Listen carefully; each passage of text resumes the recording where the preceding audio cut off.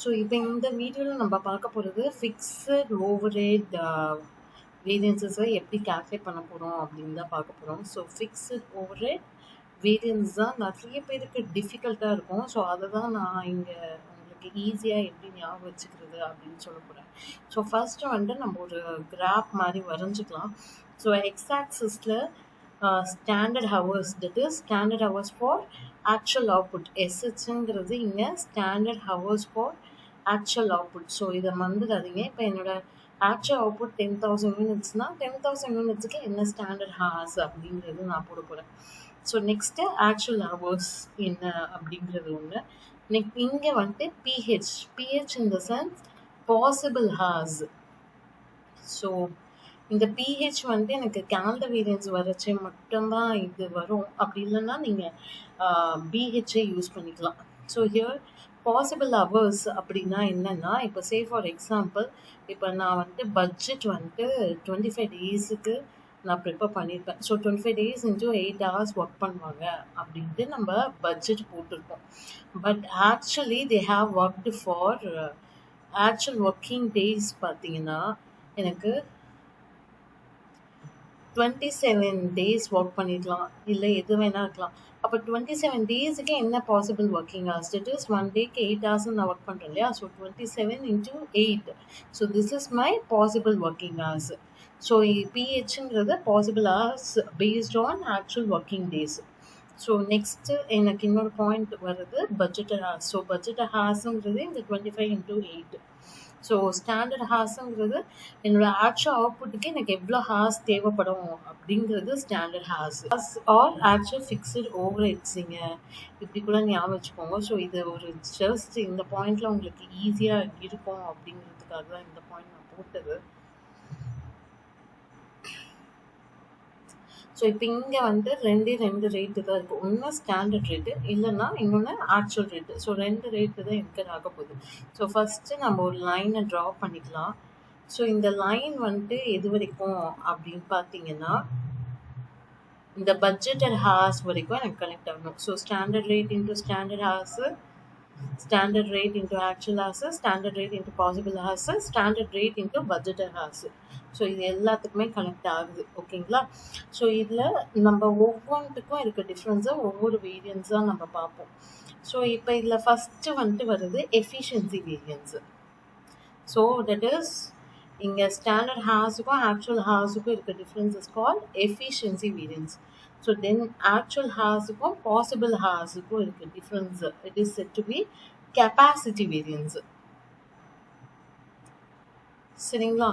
தென் பாசிபிளுக்கும் budgeted ஹார்ஸுக்கும் இருக்க difference வச்சு calendar variance அப்படின்னு நம்ம சொல்லுவோம். ஸோ இது 3 வேரியன்ஸ் ஆகிடுச்சு உங்களுக்கு. ஸோ அப்போ ஈஸியாக நீங்கள் ஃபார்முலாவை ஞாபகம் வச்சுக்கலாம். So fixed overhead efficiency variance first நான் சொன்னது இல்லையா? So fixed overhead efficiency variance is equal to, அப்போ எதுக்கும் எஸ்ஆர் எந்தெந்த பாயிண்ட்டு கவர் ஆகுது? எஸ்ஆர் இன்ட்டு எஸ்ஹெச் ஒன்று, எஸ்ஆர் இன்ட்டு AH ஒன்று கவர் ஆகுது.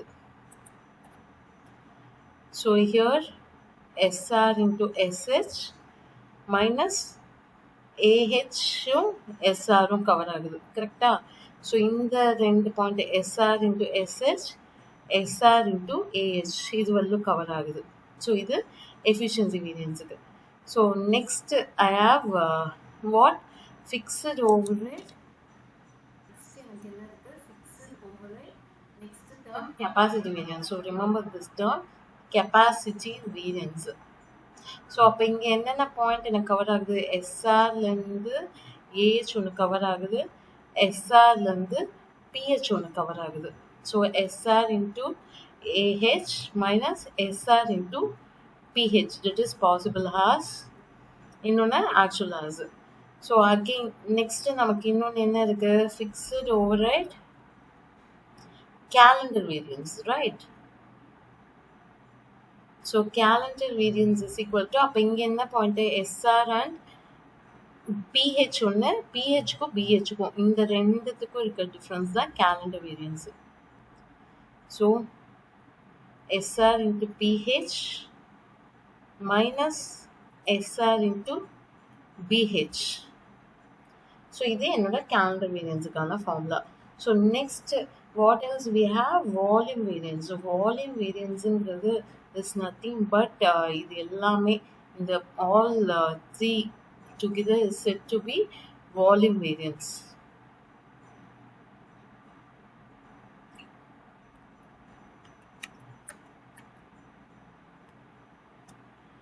ஸோ இந்த மூணுமே சேர்த்தது தான் எனக்கு volume variance.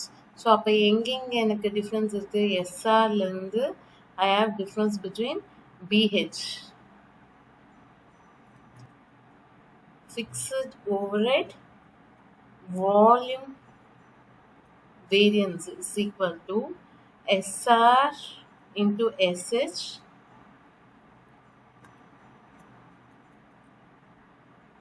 minus SR into BH. That is budgeted house-க்கும் standard house-க்கும் இதுக்கு difference நம்ம volume variance அப்படின்னு நம்ம சொல்றோம்.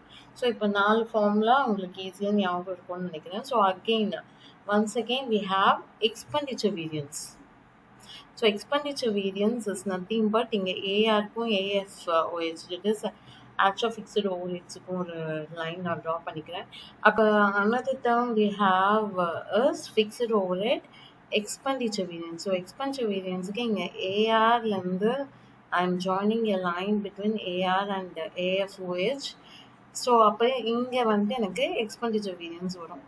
ஸோ அப்போ AR-லேருந்து AFOH ஒன்று கவர் ஆகுது.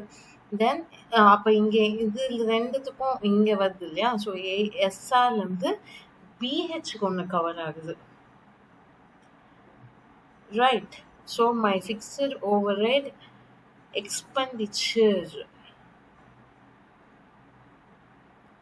வேரியன்ஸ் இஸ் ஈக்குவல் டு எஸ்ஆர்லேருந்து பிஹெச் ஒன்று கவர் ஆச்சு, that is SR into BH. AFOHன்றதை நான் இங்கே ஸ்ட்ரெயிட்டாகவே AFOH அப்படின்னு எழுதிக்கிறேன். So that is actual fixed overheads. AR into AH இல்லையா? So that is actual fixed overheads. So இப்படி போட்டால் ஈஸியாக இருக்குன்றதுக்காக நான் இந்த பாயிண்ட்டை வச்சே நான் போட்டுக்கிறேன். So one more variance we have is fixed overhead cost variance. So இதுதான் last. So fixed overhead cost variance. So fixed overhead cost variance is nothing but எனக்கு இது SR and SH. ஸோ இந்த பாயிண்ட் கவர் ஆகுது, SR and SH minus இங்கேயும் actual fixed overhead. So இதுதான் என்னோட fixed overhead cost variance. So இது மூலமாக நீங்கள் கேல்குலேட் பண்ணிங்கன்னா so everything will be easy I guess. So இப்போ இதே calendar variance, sorry number of calendar days இல்லை அப்படின்னா கேலண்டர் வேரியன்ஸ் இல்லைன்னா இந்த பிஹெச் வராது. ஸோ அப்போ உங்களுக்கு ஸ்ட்ரெயிட்டாகவே இந்த பிஹெச்சோட ஜாயிண்ட் ஆகும். ஸோ எஃபிஷியன்சி வேரியன்ஸ் சேம் தான். ஸோ கெப்பாசிட்டி வேரியன்ஸ் வந்துட்டு உங்களுக்கு இந்த பிஹெச்சோட வரும். Instead of PH we will be using BH, that is budgeted hours. So அதை வச்சு நீங்கள் யூஸ் பண்ணுவீங்க. ஸோ எங்கெல்லாம் நான் பிஹெச்னு யூஸ் பண்ணுறேனோ அங்கெல்லாம் பட்ஜெட் ஹார்ஸ்ன்னு மட்டும்தான் யூஸ் பண்ணுவீங்க. So say for example, if I don't have calendar variance, அப்போ இந்த வேரியன்ஸே எனக்கு வராது, கரெக்டா? ஸோ அப்போ கெப்பாசிட்டி வேரியன்ஸ் வந்துட்டு எனக்கு SR into AH minus SR into BHன்ட்டு நீங்கள் போடுவீங்க.